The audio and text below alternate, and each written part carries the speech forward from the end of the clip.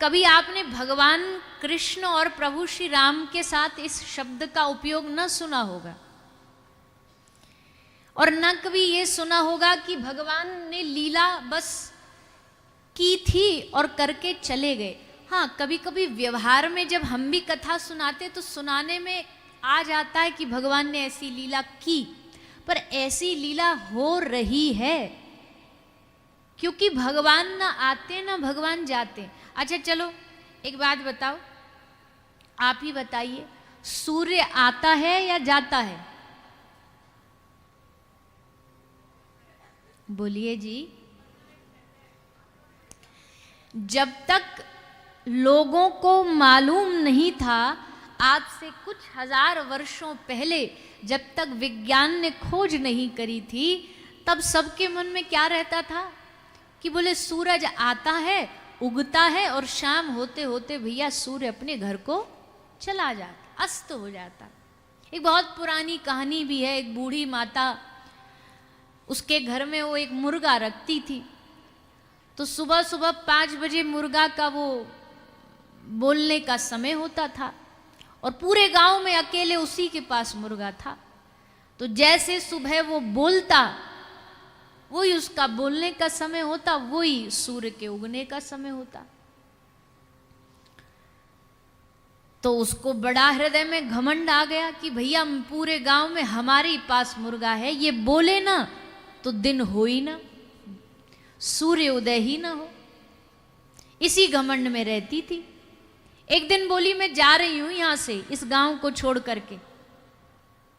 उसने सोचा कि मैं जाऊंगी तो ये गांव वालों का तो दिन ही नहीं निकलेगा।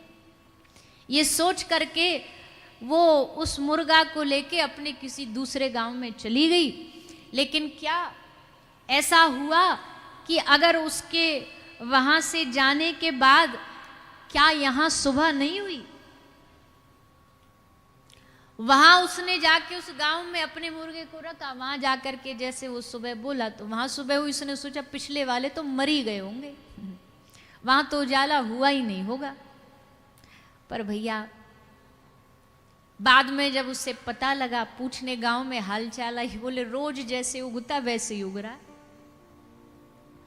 तब पता लगा कि सूर्य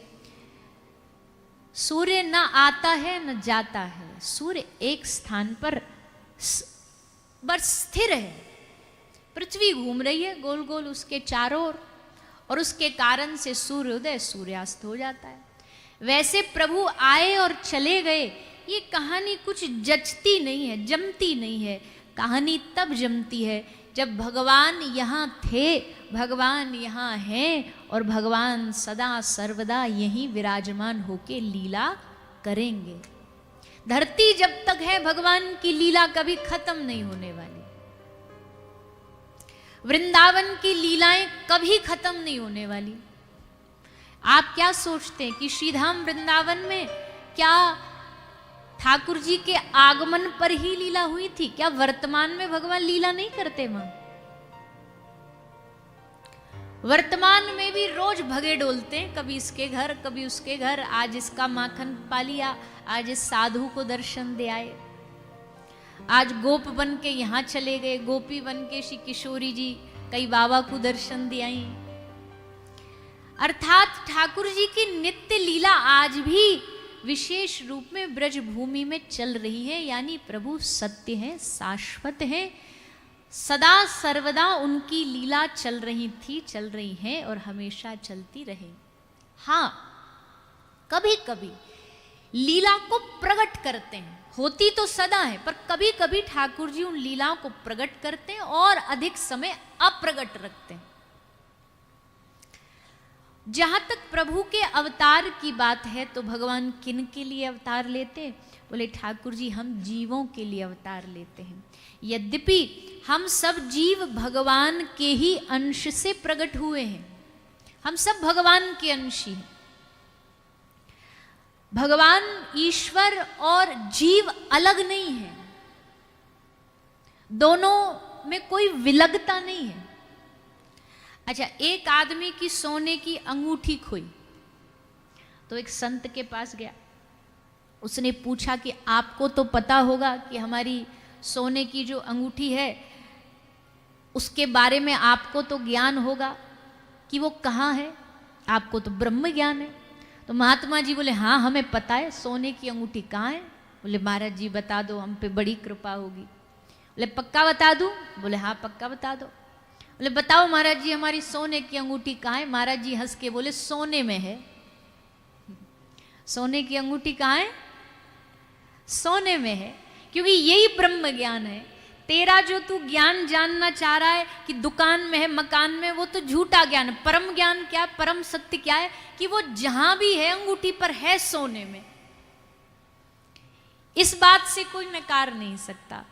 वैसे ही हम जो जीव हैं वो अंगूठी चाहे उसका आप आकार भी बदल दो, उस अंगूठी को बदल को आप चाहो कि इसको हम कानों का कोई आभूषण बना ले, तब भी वो रहेगी सोने में ही।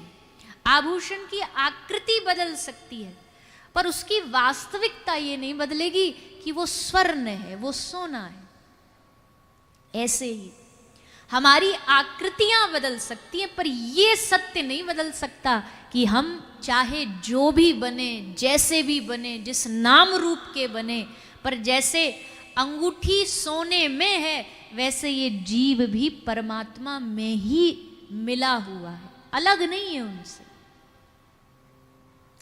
हाँ फर्क इतना कहने में, अब कोई आदमी ये कह दे भैया जीव भगवान से ही तो बना है तो इसलिए मैं ही भगवान हूं, नहीं, ऐसा नहीं बोल सकते। जैसे आप सबके घर में पावर आती है, बिजली आती है कि नहीं सबके घर में? तो आप सब ये कहेंगे हमारे घर में बिजली आती है, पर हमारा घर बिजली घर है ये नहीं बोल सकते आप। बिजली घर से सप्लाई हो रहा है, करंट आ रहा है और वहां आपके घर में बिजली आ रही है। वैसे ही हम सब भगवान के अंशी हैं, पर वास्तविकता जो सार है, समुद्र है, शक्तिमान पावर हाउस है, वो प्रभु है। उनसे निकला ये जीव उनका अंशी है, उनका अंशज है। और अगर भगवान से निकला ये जीव उनका अंशी है। अच्छा, अब आप एक मिष्ठान का एक टुकड़ा भी तोड़ के अलग खाना शुरू कर दो, रसगुल्ले का एक भाग भी अगर आप तोड़ करके रसगुल्ले से अलग करके खाओ तो भी वो मीठा तो रहेगा ही ना। रसगुल्ले से एक टुकड़ा अलग हुआ तो कड़वा थोड़ी ना हो जाएगा। हम जीव भी भगवान के अंश से अलग हुए और भगवान का स्वरूप क्या है? आनंद स्वरूप।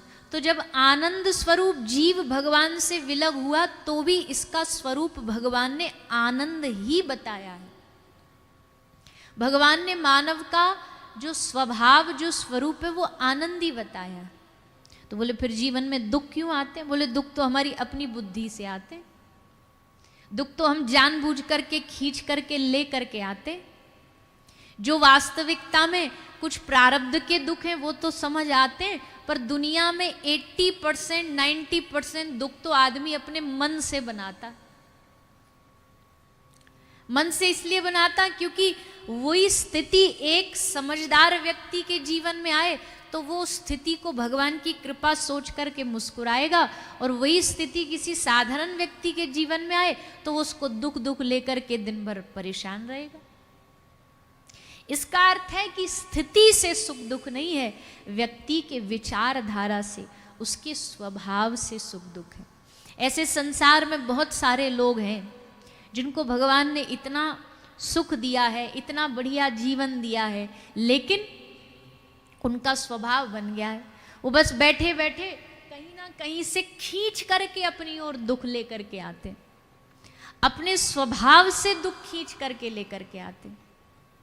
वो स्वाभाविक दुखी है और भैया उसको तो दुनिया का कोई मशीन, कोई डॉक्टर, कोई वैद्य, कोई संत ठीक नहीं कर सकता।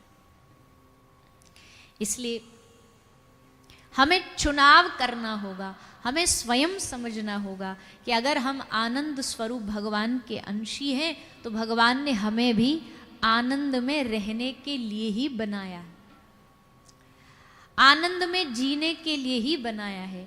इसलिए जब लाला को जन्म भयो तो सबने लाला के उत्सव में गायो, कहाँ गायो? अरे बोलो ना। हाँ, बुलवाने भी ऐसे पढ़ते हो आप लोग जैसे जबरदस्ती कथा में लाए गए हो। नंद घर आनंद भयो। इतना माल खाने पे भी आवाज न निकले तो भैया अब आप बुरा नहीं माने, आप कहोगे हमारे माल के ही पीछे पड़े हैं ये तो कई बार तो बोल चुके कथा में, पर अच्छा है। नंद के आनंद भयो, जय कन्हैया लाल की। आनंद स्वरूप भगवान, उनका जीव अंशी है। इसका मतलब ठाकुर जी चाहते हैं हम भी आनंद स्वरूप ही बने, आनंद स्वरूप बने।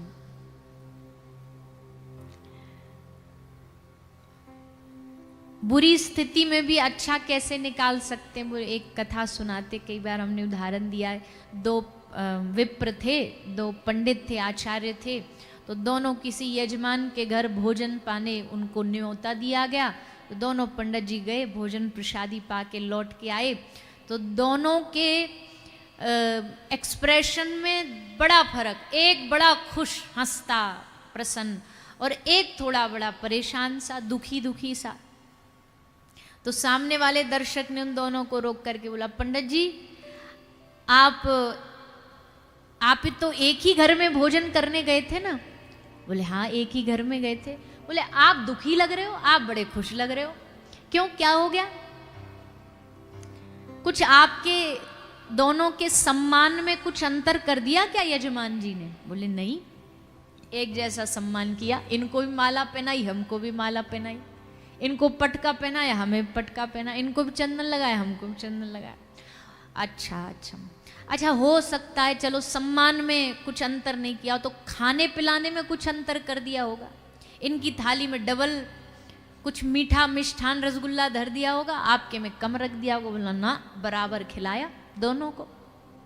अच्छा अच्छा अच्छा, तो आप समझ रहे। अच्छा, दक्षिणा में अंतर कर दिया होगा, इनको ज्यादा मिल गई होगी और जो दुखी उनको कम मिली होगी। बोले ना, लिफाफा भी बराबर है, इनको भी 1000 रुपया मिले, हमको भी 1000 रुपया मिले। बोले फिर आप दुखी क्यों? तो दुखी वाले से पूछा, भैया आप दुखी क्यों? दुखी वाला बोला, हमने पता नहीं, हम तो इतना सब सोच के गए थे, बड़ा सेठ है, बड़ा सेठ है, नामी सेठ है, बड़ा धनवान सेठ है, कम से कम हमको 5100 रुपये का लिफाफा तो देगा ही देगा, ये सोच करके गए थे हम। 1100 रुपया मिले तो दुखी हो गए। दूसरे वाले से पूछा, भैया तू इतना क्यों खुश है? बोले हमको पता था सेठ बहुत बड़ा है पर है एक नंबर का कंजूस, हमको इससे 500 रुपया की भी आशा नहीं थी, 1100 मिल गए, हम तो बड़े खुश हो गए। हमको तो ये था 500 का भी लिफाफा नहीं मिलेगा, इसने 1100 दे दिया, हमारे लिए तो यही खुशी की बात। अब बताओ, दोनों के विचार में जिसने जो भाव रखा उसको वैसा सुख और दुख प्राप्त हुआ। तो भैया कहने का मतलब है कि श्री ठाकुर जी आनंद स्वरूप है, प्रेम स्वरूप है। अगर कोई भगवान के समीप जाता है, भगवान के नजदीक जाता है, तो भगवान उसको अपना गुण देते हैं। अच्छा, भगवान का एक सबसे अच्छी आदत क्या है? जो उनको भजता है ना, उनको भगवान अपना गुण दे देते हैं, थोड़ा थोड़ा अपना स्वरूप भी दे देते हैं। हमने कईयों को ब्रज में देखा है, श्री जी को कोई भजता है तो कोई गोपी, कोई सखी, तो उनके स्वरूप में भी कुछ उनकी श्री जी की या उनके सखियों की झलक आने लगती है। कोई ठाकुर जी को भजता है तो ठाकुर जी के जैसे संस्कार, गुण, आचार, व्यवहार सब आने लगते। इष्ट का जो उपासना की जाती है ना, उस उपासना के कारण उपासक में इष्ट का स्वरूप दिखने लगता है, इष्ट के गुण दिखने लगते हैं। राम जी का उपासक बड़ा धीर गंभीर मिलेगा, कन्हैया का उपासक उछलता कूदता मिलेगा, भगवान महादेव का उपासक बड़ा तपस्वी ध्यानी उस गुण के साथ मिलेगा। देवी दुर्गा के जो उपासक होते हैं वो ने जरा भीतर से चाहे कुछ भी हो पर थोड़े ने आक्रामक से दिखते हैं कि अभी कोई गलत करे तो फरसा निकाल के अभी मार डालें। जो उपासक जिसकी उपासना करता ना, जिस आराध्य की, उसका स्वरूप उसमें आने लगता, उनका स्वरूप आने लगता। और ये तो संसार में भी तो व्यवहार में देखा जाता है। कोई पुत्र पैदा होता, बोला अरे एकदम अपने पिताजी पे गया है, एकदम अपने दादाजी पे गया है, लक्षण भी बिल्कुल उनके जैसे ही हैं। पति पत्नी एक दूसरे के व्यवहार करते करते, पता नहीं पर साइंस कहती है, विज्ञान कहती है कि कुछ वर्षों बाद उनकी शक्ल भी आपस में मैच करने लग जाती है। अब पता नहीं वो उसने कहाँ जन्म लिया, उसने कहाँ जन्म लिया, पर और हमने देखा भी है, कई बार ऐसा देखा, और देखने में बिल्कुल एकदम जुड़वा भाई बहन जैसे लगते हैं। तो वो विज्ञान ने भी कहा है। तो जब संसार के संबंधों में गुण उतर आते हैं, संसार के संबंधों में रूप भी उतर आता है, तो श्री ठाकुर जी का जो उपासक होता है, जो भगवान की उपासना भक्ति करता है, उसमें गुण उतरना, स्वरूप उतरना स्वाभाविक है। तो भगवान का गुण क्या है? भगवान का गुण आनंद स्वरूप है, सत्य स्वरूप है। वो गुण उनको भजने वाले भक्त में भी आने लग जाते हैं। तो भैया हम तो यही कहेंगे, ठाकुर जी हम सब पे कृपा करें कि हमारा जीवन आनंद में बने।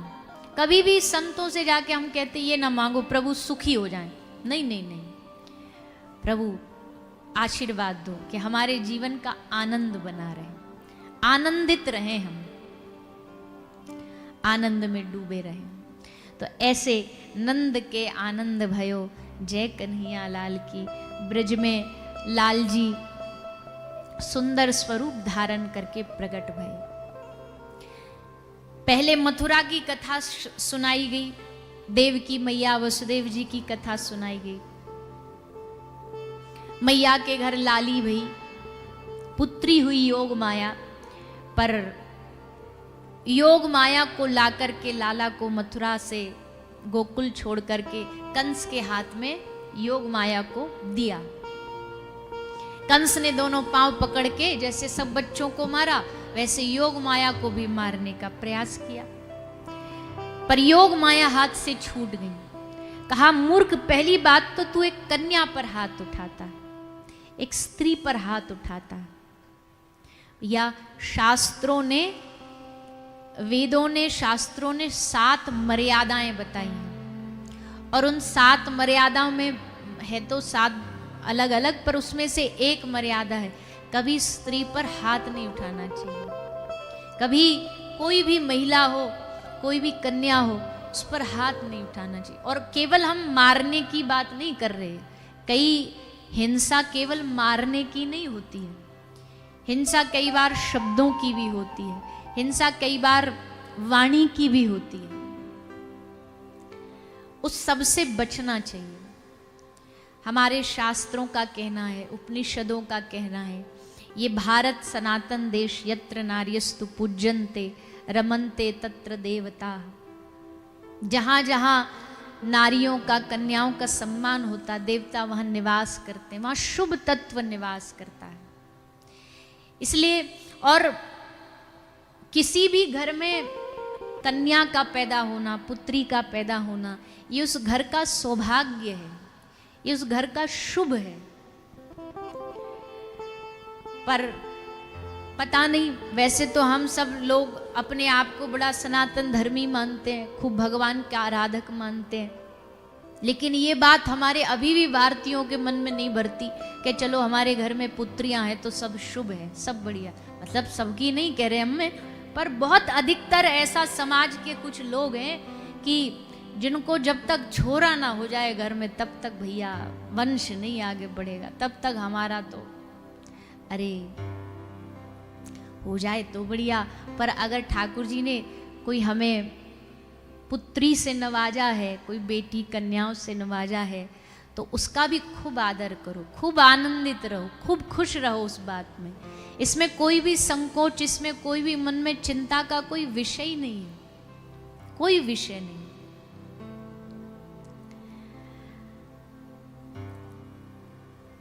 हमारे यजमान जी को देखो, 3 लालियां हैं, कितना सब काम संभाल रखा है। हमारे पास आती है मिलने के लिए रोज, तो मैया भी बताती रहती है ये काम संभाल रही है, ये काम संभाल रही है। और भैया हमने कहीं सुना था बचपन में, हमको स्कूल में एक कविता याद थी, हम उसको कई बार कथा में सुनाते हैं कि बोए जाते हैं बेटे पर उग जाती हैं बेटियां, खाद पानी देते हैं बेटों में पर लहराती हैं बेटियां, एवरेस्ट पर ठेले जाते हैं बेटे पर चढ़ जाती हैं बेटियां, एक कुल को रोशन करता है बेटा पर दोनों कुलों को रोशन कर देती हैं बेटियां। तो कोई बेटा मुंह ना फुला लेना, कोई बेटा ना बुरा मानना, मतलब आप भी कुल दीपक हो, कुल को आगे बढ़ाने वाले हो। पर भैया ये समाज को और भारतीय समाज को थोड़ा समझने की आवश्यकता है। कोई भेद नहीं है, कोई अंतर नहीं है, कोई भेद नहीं है। देवकी मैया ने कंस को समझाया, तुमने हमारे पुत्रों को मारा, 6 बालकों का वध कर दिया तुमने, पर हे भैया ये तो कन्या है, इस पे तो थोड़ी दया करो, इसको तो बख्श दो, ये बेचारी कन्या तुम्हारा क्या बिगाड़ेगी। कंस बोला ये कन्या वन्या नहीं है, तुमको नहीं पता ये नारायण बड़ा चतुर चालाक है। तुमने नहीं सुनी कहानी, अमृत मंथन पर ये मोहिनी बन करके आ गया था, किसी को थोड़ी ना पता चला कि नारी है कि नर है, कब ये नर नारी बन के आ जाए कोई भरोसा है। हमको तो पक्का कंफर्म है, आकाशवाणी ने बोला 8वां काल है, 8वां आएगा काल बनेगा। अब बच्चों नारी हो चाहे नर हो चाहे पुरुष हो चाहे स्त्री हो, इससे क्या फर्क पड़ता है। रूप बदलने में तो वैसे भी चतुर है, महान है। रोज रूप बदलवा लो, रोज नया नया स्वरूप धारण करा लो। ठाकुर जी को स्वरूप बदलने में बड़ा आनंद आता है। हमारे ब्रज की जो सेवा की परंपरा है ना, उसमें भी ठाकुर जी रोज रूप बदलते हैं। कभी मनिहारी बन गए, कभी स्वर्ण बेचने वाली बन गए, कभी दूध बेचने वाली बन के बरसाना चले गए। और ब्रज में एक परंपरा, एक लीला तो बहुत ही ज़्यादा चलती है। क्या? सखियां रस को बढ़ाने के लिए कभी श्यामा जू को लालजू बना देती है और लालजू को श्री किशोरी जी बना देती है। काले बन गए श्यामाजू और गौरांगी श्री किशोरी जी बन गई श्याम सुंदर। एक ठाकुर जी श्री जी बन जाते, श्री जी ठाकुर जी बन जाते, और फिर रस और बढ़ जाता है, फिर रस और बढ़ता है। फिर सखियां ठाकुर जी को सिखाती हैं श्री जी कैसे कैसे करती हैं लीला। अब ठाकुर जी को सीखना पड़ता है। अच्छा एक बात बताओ, जो कथा सुनते रहते वो न बोलिएगा, हाँ, क्योंकि उनको तो पता ही है, ब्रज से जिनको प्रेम है उनको भी पता होगा। वैसे जानते सभी है, पर फिर भी हम आपसे पूछ रहे हैं। गुणों की अगर बात करें तो गुणों की संख्या ठाकुर जी में ज्यादा है या श्री जी में ज्यादा है? कलाएं, गुण मतलब कलाएं। आर्टिस्टिक माइंड ठाकुर जी में ज्यादा है कि श्री जी में ज्यादा है? तो फिर ऐसे डाउट से मैं क्यों बोल रहे हो, जोरदारी से बोलो। श्री जी में सारी कलाएं, मतलब ठाकुर जी का इतने कम नहीं है। नहीं तो हमने कल बोली ना, अगर हमारी बात सुन ली तो मोड़ो फुला लेंगे, वैसे नहीं फुलाएंगे। जब श्री जी की कोई बड़ाई करता ना तो ठाकुर जी डबल प्रसन्न हो जाते हैं। आहा, ब्रज में तो दिन भर यही होता है, इनको गाली दी जाती है और श्री जी का गुणगान गाया जाता है, ठाकुर जी उसी में खुश होते हैं। आहा, देखो अब श्री जी का गुणगान हो रहा है, हमको गालियां पड़ रही हैं, ठाकुर जी को उन गालियों में बड़ा रस आता है।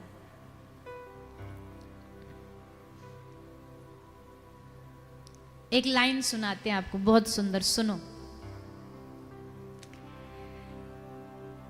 कृष्ण तो है कारे कारे गोरी गोरी राधे, कृष्ण तो है कारे कारे गोरी गोरी राधे। या में ठाकुर जी को इस कीर्तन में सब दिखाया जा रहा है कि आप तो कछु भी नहीं है, अंतर बता रहे हैं कि दोनों में कहा अंतर। ठाकुर जी सुन के बड़े प्रसन्न हो रहे हैं। कृष्ण तो है कारे कारे